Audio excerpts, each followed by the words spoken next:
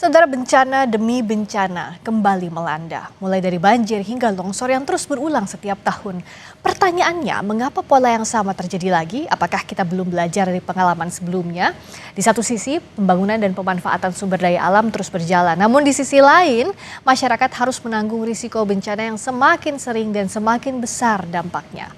Malam ini saudara, kita akan mengulasnya terkait apa saja yang harus dievaluasi agar bencana ini bisa diantisipasi dan bagaimana penanganannya hingga saat ini. Telah hadir bersama kami di studio Kompas TV, Jonathan Victor Rembet, unsur pengarah BNPB, juga Dodi Rido Nurrahmat, Guru Besar Departemen Manajemen Hutan, Fakultas Kehutanan dan Lingkungan IPB. Selamat malam Pak Victor, juga Pak Dodi. Malam. Terima kasih sudah hadir di Sapa Indonesia Malam. Nah, kalau dari BNPB tentu yang pertama kali sekarang pemetaan daerah bencananya seperti apa Pak? Mana daerah yang paling parah terdampak, mana yang masih butuh akses dibuka? Ini untuk siklon tropis Sumatera ini ya. Artinya ketika kita bicara seperti ini masih pemetaan itu masih terus berjalan karena memang akses masih banyak yang belum dapat ditembus. Walaupun kita sudah berusaha, memang kalau yang terdampak paling parah itu Sumatera Utara. Kalau dihitung dari korban. Paling banyak ya? Paling banyak. Tetapi kemudian di Aceh juga masih banyak daerah yang sulit untuk masih ditembus. Oleh karena itu kalau kita bicara sampai sekarang hitung-hitungannya bagaimana, karena ketika kita bicara tentang pemetaan sudah tentu pemetaan korban yang paling pertama itu masih Sumatera Utara, tetapi kemudian penghitungan kerugian masih sedang dilakukan dan kemudian akses jalan juga masih dilakukan, sehingga harapannya dalam 2 hari ke depan kita lebih tahu lebih jelas lagi ya.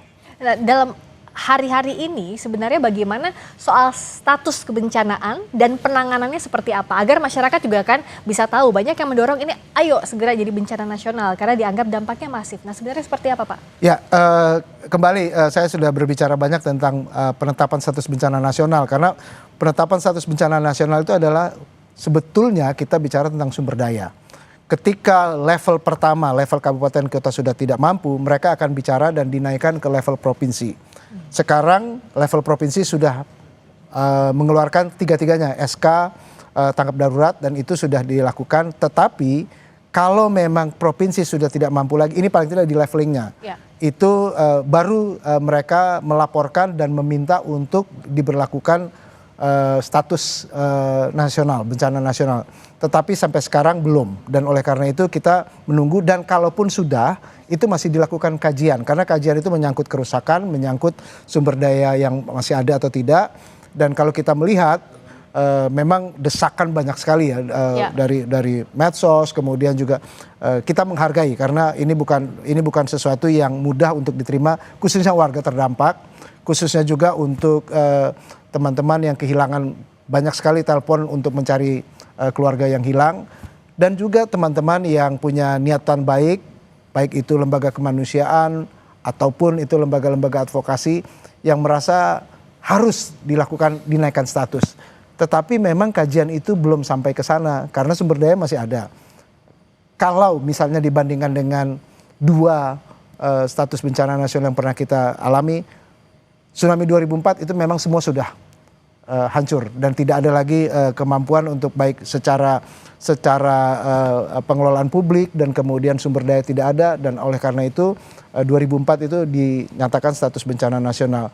Tetapi kalau kita melihat ini, pertama dari segi leveling, kemudian dari sumber daya, dan kemudian dampak kerusakan, itu yang kemudian pengambilan keputusan yang tidak mudah di situ. Jadi kita menghargai masukan, desakan, tetapi kita juga harus melihat ini sebagai sumber daya masih bisa dilakukan, dan pemerintah pusat sudah melakukan upaya yang masif untuk menurunkan sumber daya pusat, mendukung semua kerja-kerja kemanusiaan dan tanggap darurat di 3 provinsi ini.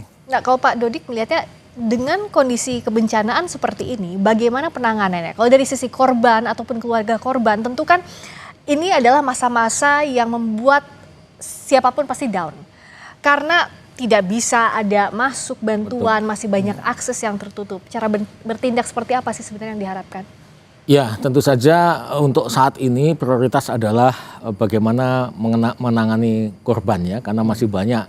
Termasuk di IPB beberapa mahasiswa saya juga dilaporkan belum bisa menghubungi keluarganya. Tentu ini situasi masih terputus sampai saat ini, masih banyak yang terputus, sehingga situasi itu sangat memprihatinkan, tentu saja kita sangat ikut prihatin ya dan berempati dengan korban dan keluarga korban. Tetapi ke depan tentu saja ini harus kita jadikan pembelajaran bagi semuanya. Jadi kita perlu evaluasi total ya, evaluasi total tata kelola sumber daya alam dan lingkungan di Indonesia supaya ini tidak terulang. Kalau banyak orang bilang kita perlu tobat lingkungan, perlu tobatan nasuha, tobatan yang bersungguh, tobat yang bersungguh-sungguh. Tobat itu tidak mengulangi lagi dan akan memperbaiki yang lebih baik lagi kan gitu. Ya. Jadi tidak cukup banyak ketika ada bencana kemudian kita seolah-olah melakukan pertobatan tetapi kemudian lupa lagi. Nah ini yang harus kita saling mengingatkan saya rasa. Nah mencegah itu artinya apakah yang harus dievaluasi pertama adalah tata kelola lingkungannya yang sebenarnya ini bisa diprediksi kalau dengan kerusakan sekian harusnya ada hal yang bisa dimitigasi lebih awal. Ya jadi harus kita bedakan Mbak ya. Jadi ada pemicu bencana ini atau pemicu kejadian ini kan sebenarnya ada 3 ya. Yang pertama cuaca ekstrim. Cuaca ekstrem itu nggak bisa kita manage, yang bisa kita mitigasi, karena itu given sifatnya. Given udah siklon ya sudah, itu cuaca, given. Ya? Cuaca ekstrem itu kita bisanya memitigasi, bukan memanage.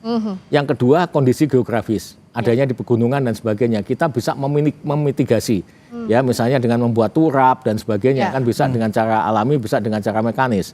Nah yang ketiga kerusakan lingkungan ya yang disebabkan oleh manusia ya ini yang bisa kita manage sesungguhnya. Ya karena ini kan sebenarnya tata kelola ini kan kita yang menciptakan. Nah ini menurut saya yang ketiga ini yang bisa kita manage dan kita hindari karena sebetulnya kalau kita tanya penyebab penyebab dari kejadian ini kan kita harus pisahkan. Kejadian ini sendiri banjir bandang ini kan sebetulnya akibat ya. Penyebabnya kan ada yang namanya akar masalah, ada gejala masalah. Kita lihat hutan gundul itu gejala masalah. Tapi akar masalahnya kenapa hutan gundul? Akar masalahnya kan ada tata kelola di situ yang harus kita perbaiki. Ada kegagalan dalam tata kelola, yang itu yang harus ke depan harus betul-betul kita perbaiki. Untuk penanganannya apakah berbeda dengan 3 faktor tadi yang disebutkan oleh Pak Dodi? Baik itu cuaca ekstrim, lalu juga geografis maupun kerusakan lingkungan. Ya, sebetulnya kalau paling tidak dari yang tata kelola yang dilakukan oleh BNPB ketika kita melihat sebuah ancaman sudah ada, karena ini bicaranya ancaman. Ya. Ini ancaman, jadi artinya hazard. Hazard itu sudah ada dan kemudian hazard itu akan dikelola karena ada slow onset kalau bencana ya, ada fast onset. Ini sebenarnya slow onset, artinya bisa diprediksi. Nah, diprediksinya sebetulnya teman-teman BMKG yang menolong kita. Sehingga sebetulnya siklon tropis ini sudah 8 hari sebelumnya sudah diberitahukan oleh BMKG. Sudah diberitahukan kepada pemerintah daerah. Dan kemudian ini saya hanya mengutip dari apa yang dikatakan oleh Kepala BMKG. 4 hari kemudian juga sudah diberitahukan. Lalu 2 hari kemudian sudah dilakukan. Nah, peringatan dini, tata kelola kita, peringatan dini harusnya dilakukan selanjutnya langkah adalah aksi dini. Nah aksi dini ini artinya apa?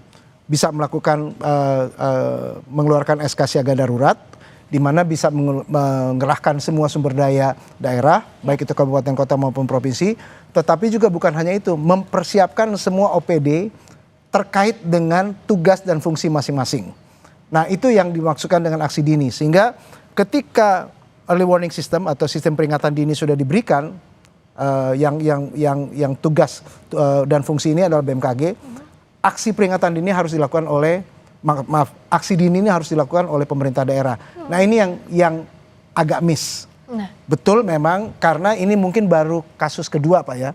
Siklon ini baru kedua, siklon tropis ini. Yang pertama di Seroja 3-4 tahun lalu dan sekarang di Sumatera bagian utara mulai Sumatera Barat sampai kepada Aceh. Jadi memang ini belum pernah ada, tetapi yang dikatakan oleh Pak Budi tadi bukan berarti kalau sudah ada peringatan dini kita berdiam diri saja. Betul. Harus ada aksi dini. Betul, apalagi sudah ada data early warning system, harusnya aksi dini dilakukan. Nah, miss-nya ini seperti apa dan bagaimana ke depannya agar tidak berulang lagi? Kita bahas usai jeda di Sapa Indonesia Malam.